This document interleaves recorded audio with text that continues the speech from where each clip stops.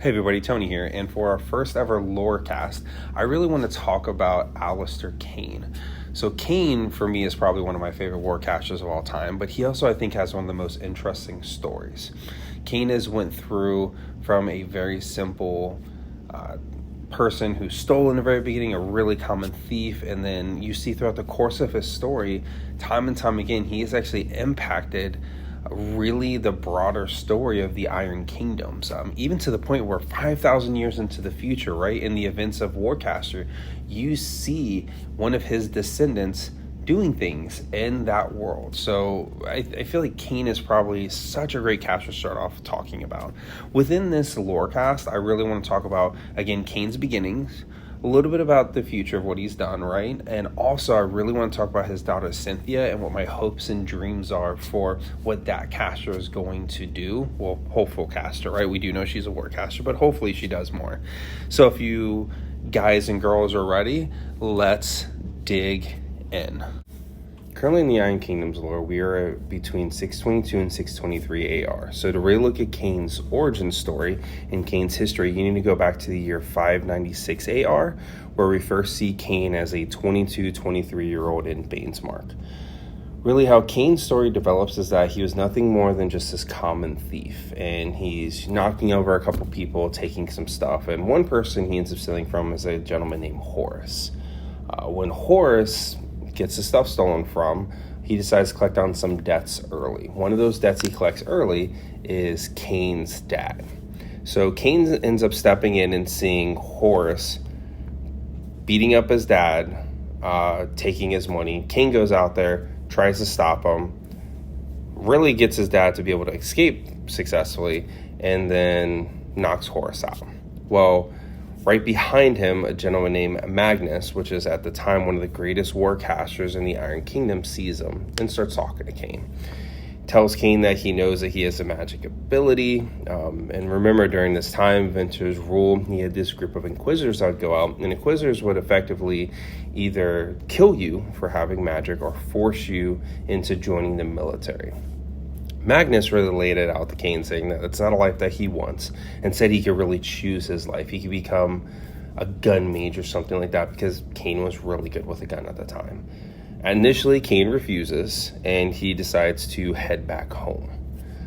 Whenever he gets back home, his dad's there. His dad gets very upset because Caine ended up stepping in, trying to protect him. He's saying that he didn't need his help.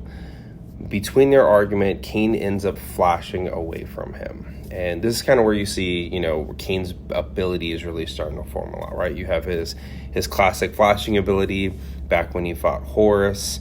Initially, he used his Thunder Wave ability, which is another one of his classic Lieutenant Caine abilities, right? With Flash actually being his primary thing. So then we end up seeing Caine, after he flashed away from his dad, decides that he is going to, in fact, join the military. Fast forward a little bit and you see Caine in a gun mage school. And Caine really wants to start developing his own rune shots. So usually in the Signarian military, they are very thorough about, they tell you these shots, you do brutal for a brutal shot, you do reach for a snipe shot. But Caine really wants to start developing his own. So Caine develops the ricochet shot initially. This causes his lieutenant leader to stop the training session and start yelling at Caine and Caine the captain. And it turns out that about a week beforehand, a warjack was taken, and they find out that Caine had actually been using this jack to do his chores so that Caine could start practicing more about being a better gun mage. Well, this gets Caine kicked from being the gun mages and jumped into being a Signarian warcaster to go through his training.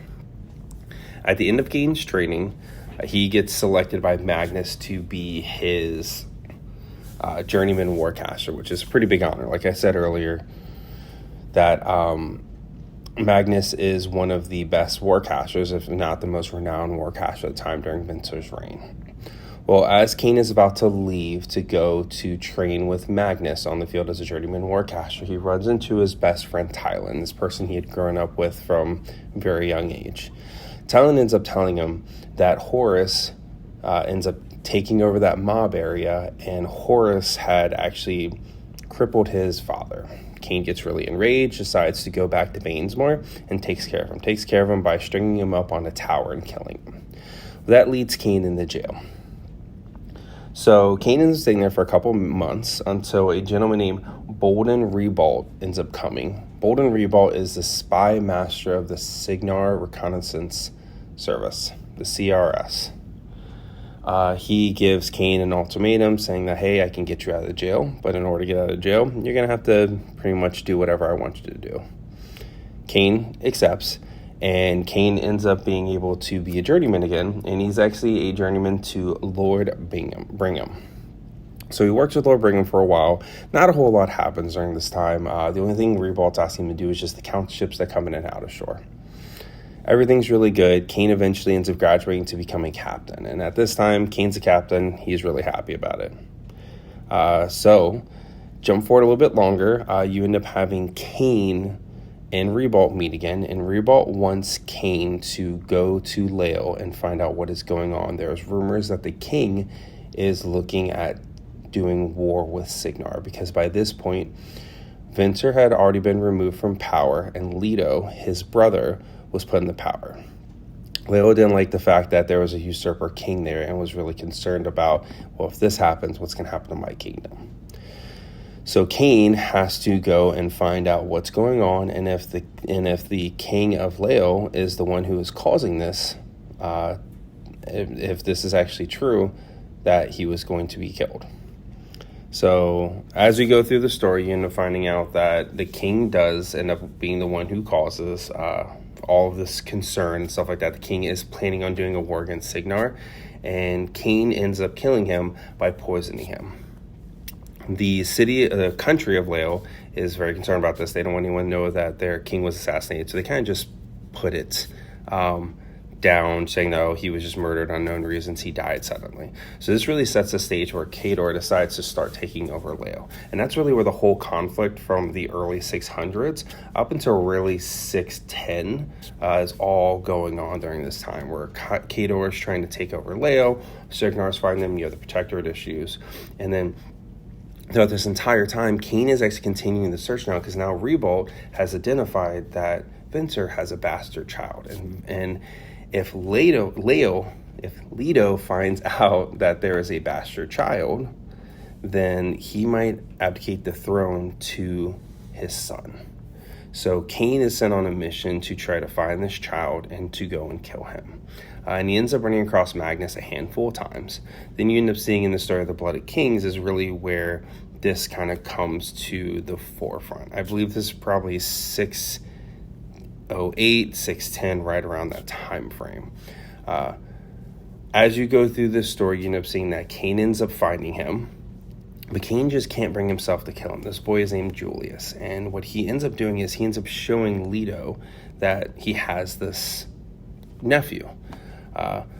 Leto does as he says he was going to do. He abdicates the throne to Julius, but Rebalt is extremely furious at this time. So he tells Caine that Caine is going to be a wanted man. And then you jump forward to about 2 years or so into the future, so 611, and you see Caine, probably about 38 years old or so right now, 37, 38 years old, and he's on the run. So this is a book called The Mark of Caine. And what Caine ends up deciding to do is that he needs to just kind of escape. He's tired of being on the run all the time. He wants to make sure that people can't find him. He sees that, Rebalt is tracking him still after all these years, because Rebalt wants him dead. So he ends up finding this Radish woman is what he calls her. And she promises to cast a spell on him that allows no mortal gun to touch him. He'll move through walls as if they're not there. What you end up finding out is that Radish woman is actually Denegra and hiding. She ends up putting a curse on him where he ends up creating a wraith that looks just like him called the Hellslinger. So this leads into an entire chain of events, because this Hellslinger starts killing multiple people, anyone who Caine has really wronged in the past. And then from there, you end up finding out that through this story that Caine actually ends up having a daughter. Her name is Cynthia. At the time, she's about 10 years old, and she's already starting to show magical abilities. But Denegra finds out who his daughter is. And also at this time, Black 13 is starting to chase after Caine. So there's a whole lot of issues here. Lynch, who is the leader of the Black 13, gets murdered. Ryan and Waltz want to kill Caine, but then they find out that, wait, there's actually these two different Caines. There's normal Caine that looks kind of washed up, 37-year-old, not looking great for his age right now. And there's this Wraith Caine, the Hellslinger. So they end up trying to help Caine. His daughter ends up getting taken away to Crix to probably become a war witch, something like that. And then they set on this entire quest to go and find him. Unfortunately, the other two books had never come out, but you end up jumping a year later into the Infernal Invasions of 612, and Caine ends up reappearing with his daughter, Cynthia. So they are both at the Battle of Hingehold, and you see Cynthia really starting to develop her abilities at this time. She is able to control Ace. She obviously has true sight. There's all these great things she's doing. Caine really wants her to be safe. He asks her to go through the portal, asks Magnus to take her. She ends up not doing that, right? She comes back because she refuses to lose her dad. She had already lost her mom to this Hellslinger Wraith back in the day. She's not going to do that again. So she stays with Caine. And that's kind of where you stop seeing them for a good amount of time, right? We have this time skip 10 years into the future, and the only other record you see of Caine is probably about 48, 49 years old right now. Caine ends up seeing Magnus and tries to get Magnus to come back into the service, because at this point, Caine had rejoined the Signar military as far as you can tell. Now, a couple other things that I do want to talk about is really what I said earlier about Caine in the future of Warcaster. So 5,000 years into the future, you end up seeing a person named Artemis Fang. I believe they are she. She ends up, during a storyline, having manifested Caine's original feat, shooting a bunch of people, right? Being able to stop time and take out a bunch of people. You also see that there's a couple of runes that show on the side on her page that says that she has the blood of the Hellsinger. Now, this is not to say that Cynthia is her relative, but that Caine slept around a lot. So it is definitely a distant relative of Caine through this bloodline association. It's just a really cool little nod to the original Signar casters. The last thing I want to talk about really is Cynthia. So Cynthia is someone that I'm really interested in. You see that at the time with the Infernal War, she's probably closer to 11 years old. With this time skip, she's 21, potentially 22. What I really hope is that they developed her more as a character, and we either see her as a mercenary potentially, but I'd really love to see her in Gravediggers. I'm really hoping that what they do with her is kind of take her and put her in as a warcaster at this point. She would have a lot of the same abilities of Caine. Caine would have trained her for a good 10 years, showing her how to potentially flash, developing whatever her feat would be, what her spells are. She's going to be good with a gun. Honestly, I'd even love to see some type of reminiscence of Ace into the future. I don't know if that would happen because of how much has changed within that 10-year period of the Infernal Wars ending at 612 to where we are now. Like I said, we've seen that 622, 623 time frame. But anyways, thank you all very much for listening. Please let me know your thoughts down below. I do apologize for the audio quality. I'm kind of rushing this a little quick to get this out. We will continue to have better audio quality as we continue on.